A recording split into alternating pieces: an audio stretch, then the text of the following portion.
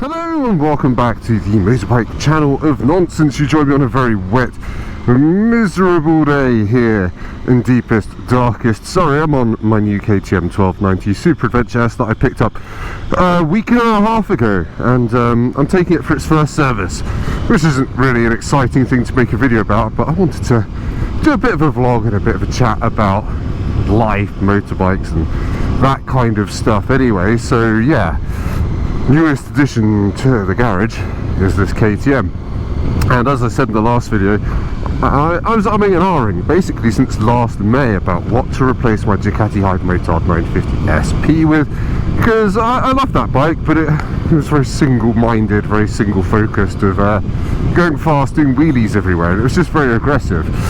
So I wanted something that was a bit more all-roundy while still having that hooligan supermoto type spirit. And then I rode the KTM SuperDuke for the channel, one of the KTM press bikes, and on the same day I rode the Super Adventure. Rode Super Adventure first, did a review of that, and I loved it. I thought that would finally come of age, and it was finally the bike it always sort of promised to be, but never quite felt. It never felt quite all together, but that new version, this one, did. And then I rode the SuperDuke and had probably the most illegal 2 hours I've ever had on two wheels. It was just insane. There were third gear wheelies in triple figures, and it was accidental, and it was just completely unhinged, yet felt really solid in corners. Just felt like a bike that knew exactly what it was, and it was really comfortable in its own skin, and I completely got it. I completely fell for that bike. But I knew that if I bought one, I wouldn't use it as much as if I bought a big, adventure bike that I could do big distances on, etc, etc, and use in weather like this. And I probably wouldn't go out on a day like today on a SuperDuke, just doesn't feel right. But adventure bikes are meant to get wet and muddy, aren't they? So I don't feel bad using this for crappy days. So yeah. And then there's the insurance thing. I couldn't really afford to insure a SuperDuke car. It was going to cost me 1,200 quid to insure one, and the only people that would insure me are MCE, and we all know what's happened to MCE in the past couple of months. I know they're in business, underwritten by other people, but yeah, I don't really want to risk that. So yeah, got a Super Adventure S instead, which only costs £800 to insure with Bennett's. I say only, that's still a hell of a lot of money considering I've got 12 years no claims, I've been riding forever. But Bennett's, is a proper insurer, they've got lots of benefits, etc, etc. So there we go. And because it's an ex-demo, I had a choice. I had a choice of two. I can't remember if I said this in my previous video, but I had a choice of two ex-demo bikes, both identical, both orange, except one had 450 miles, one had 40 miles, and there was a £200 price difference between them. One was 13 grand, the higher mileage one was 12.8. I bought the higher mileage one. I ummed and ahed about it for about 20 minutes, and I thought, do you know what? All I really want is to use these and put miles on them and get the first service out of the way as quick as possible. If I bought the 50 miles one, or it wasn't even 50 miles, if I bought the low mileage one, I wouldn't be getting the first service done till summer, the amount I'm riding at the moment. So yeah, I've had this a week and it's off the first service now, so I can, I don't think it is limited, but certainly the red line kicks in a bit earlier than it should, and just get that oil out and have a few things done to it. So I'm going to P&H in Crawley. There's going to be some country roads, but it's been so wet this morning, I'm not going to put it in rally mode. I'm just going to leave it in sport mode and be a good citizen. But yeah, I'm having a few things done to it while it's having the first service. I'm having heated grips fitted because it didn't come with them, so that's 180 quid plus 80 quid for fitting, and I'm too lazy to do that on myself. I'm going to get them to lower the gear lever a notch or two because I think it's too high for downshift, so I have to take my left foot off and kind of clonk it down like I'm stepping on snails. And I'm going to ask them to put a screen protector on the big shiny sexy dashboard. KTM, when you buy them from KTM, they give you two. I attempted it and obviously immediately got those air bubbles and cocked it up. I'm pretty good at doing them on phones, but on this it's so big, I sucked at it. I think I needed to spray it with water first, so I'm going to let them do that. And I'm also going to get a tank protector put on, which I bought, which also has grippy bits for your knees as well, and that is a bit of a shame because it will hide lots and lots of this orange down by my thighs, and that will all go black.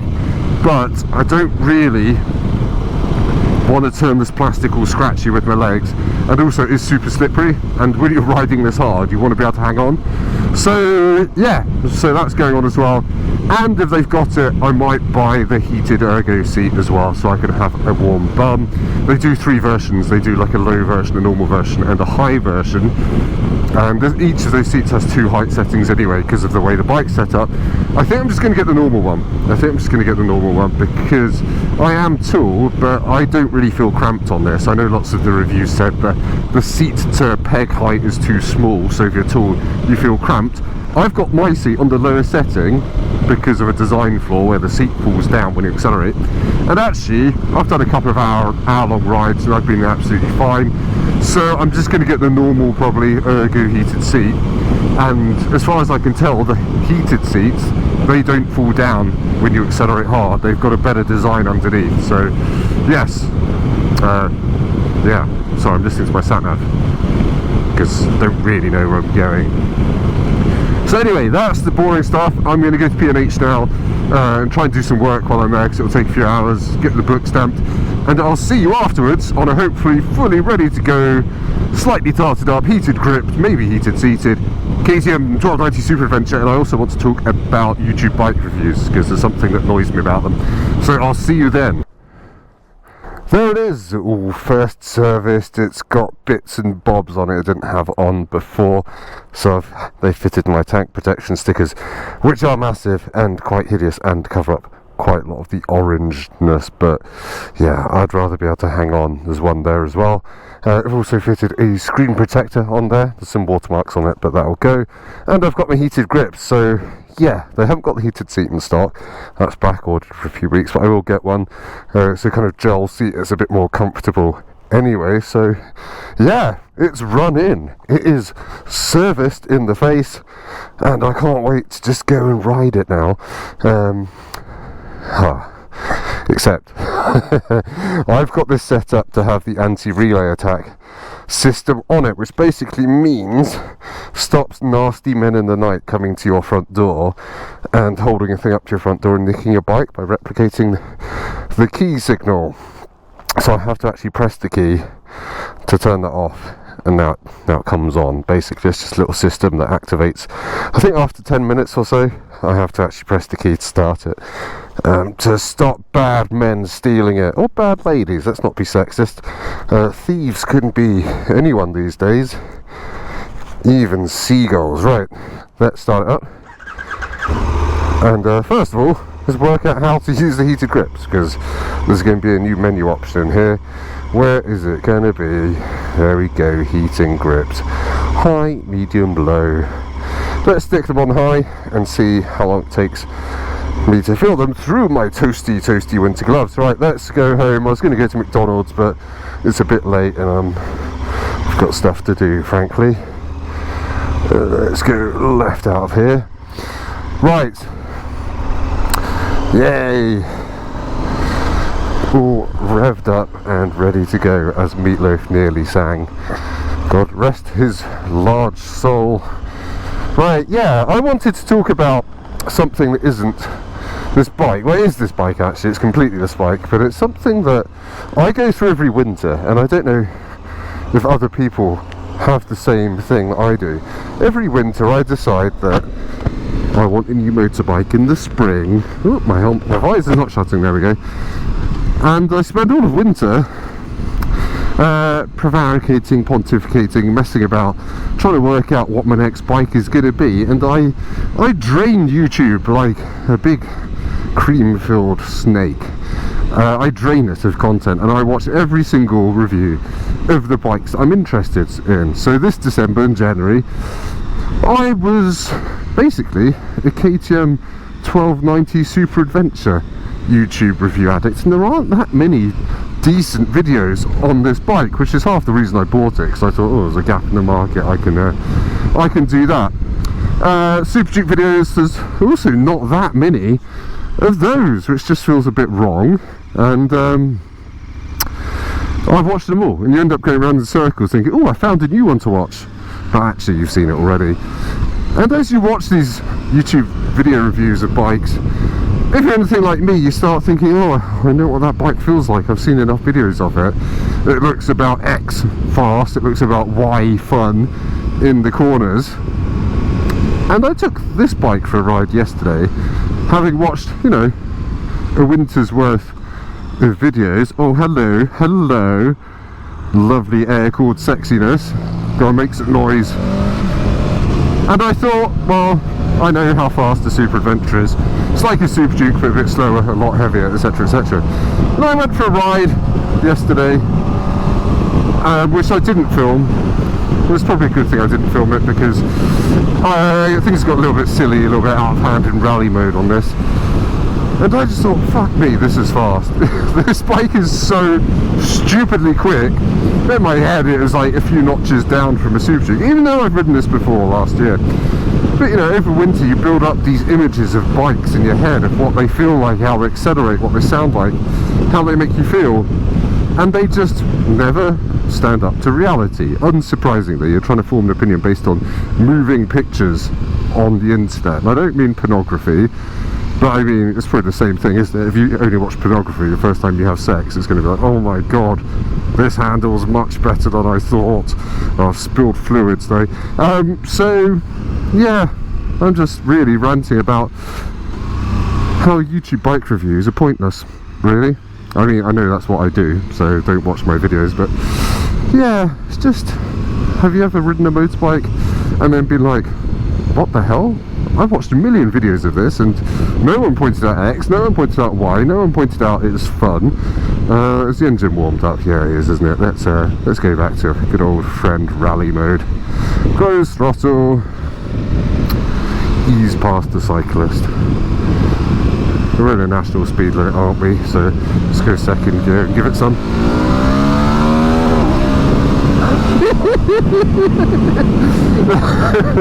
That wasn't even full throttle. But this bike has so much punch in the mid-range, so if you go full throttle in third or even fourth gear, it does start to make your eyes go a little bit funny. Obviously not like you're on a four-cylinder sports bike funny, but the torque and the way it shoves you into the kind of ledge of the pillion seat is absolutely hilarious. And it's just like my Hypermotard, like every little crest in a road becomes a little invitation for some wheelie action. Yeah, it's a very, very silly bike, and it depends how you ride bikes whether these YouTube videos really make sense to you, because I only really like watching YouTube videos where someone, usually a mad French person, is absolutely spanking the bejesus out of it with all the electronics turned off. That's kind of what excites me. That's what's going to get me into riding or buying a bike, like my Hypermotard. I used to watch videos of Italian men, it is Italian men, just razzing Hypermotards around on the back wheel through, not through city centres, but right around the countryside. And that made me excited enough to buy a bike, even though I'm not going to be riding it like that. I want to see what it's capable of when you kind of have one of those mad minutes. So yeah, I'm very bored by motorbike videos where someone is just pootling along, just trundling along at, like, you know, being a bit sensible. Obviously there are legal reasons to do that, but I'm much more interested to see someone giving it some stick, shall we say. Oh, I can feel the heated grips. So yeah, I'm aiming to do some reasonably silly stuff on this, because it is a silly bike. I won't be able to film it because I don't want to get myself in trouble. Well, I won't be able to film the silliest bits, obviously I'll film some stuff. But yeah, you look at this and just think, oh, it's just another adventure bike. Oh, it's quite fast, it's got 160 horsepower. Then you ride it and you feel the torque and you feel it trying to lift the front wheel, or if you're in rally mode, clear lifting the wheel into your face on the whiff of throttle. And I was doing some overtakes yesterday, and over the crest on the white line as I was pulling out, it was wheeling, and that was very exciting. When I came around a corner that I'd normally exit in second or third gear, and the handlebars were going light on the corner exit in my hands, and I was giggling like a girl, and I looked down and I was in fifth gear. It was trying to lift the front in fifth gear on corner exit. It's little things like that that I love about bikes, And I just love that I can now do that with a warm bum, warm hands, a big screen, a top box on the back. So on the face of it, this looks like a very old mannish sort of bike, but it's actually a bit of a thug. Well, it's a massive thug. It's just stupid. So yes, I think I'm not sure there's a moral to this waffle, but it's something like you can't beat test riding a bike. And you know that, I know that, no one's kind of going to be fooled otherwise, but you need to just go and ride these things to see what they're actually really like. And that's why I always like it when my friends have a go on my bike and they kind of finally get what I've been raving about. My old 1198, I remember all my friends like, why have you, what? It's just an old knackered Ducati. And then they rode it in the Harz Mountains in Germany, like, okay, we get the sports bike thing, we get the ridiculous torque thing, we get the noise thing. I want one, just for like 5 minutes a year. I want one. But yeah, hopefully this will be an all year round hooligan travel machine to take me to places I want to go to instead of taking a car. I have just had a very silly car delivered to my house for a week from Mercedes. It is a GLE, so that is the big 7-seater people carrier SUV thing. It's the GLE 63S, so it's got a 600 horsepower V8 with 20 horsepower of electrical boostiness, and it's only a 5-seater because the fast one doesn't get 7 seats. But anyway, I'm waffling. It's a big white drug dealer tank. I'd say I look like a Russian drug dealer in it, but I don't really want to talk about Russians today because they've just invaded Ukraine, which makes them an absolute bunch of So anyway, let's not get political, but I think that's fairly globally reprehensible behaviour. I'm going to follow this Tesco van because I think that's where I need to go. Right, this has been a very waffly video. Sorry, it wasn't very interesting. First service is done. I'll see if I can get some thrashy roads in a bit, but otherwise I'll say goodbye now. And see you next time for more KTM vloggy adventure action. Oh yes, I've also just had a Tiger Sport 660 delivered, which I'm going to review as well. I'll do some first impressions on that, and then I'll do a full review of that in the next couple of weeks. Thank you and goodbye. Yeah, you're still rolling, good.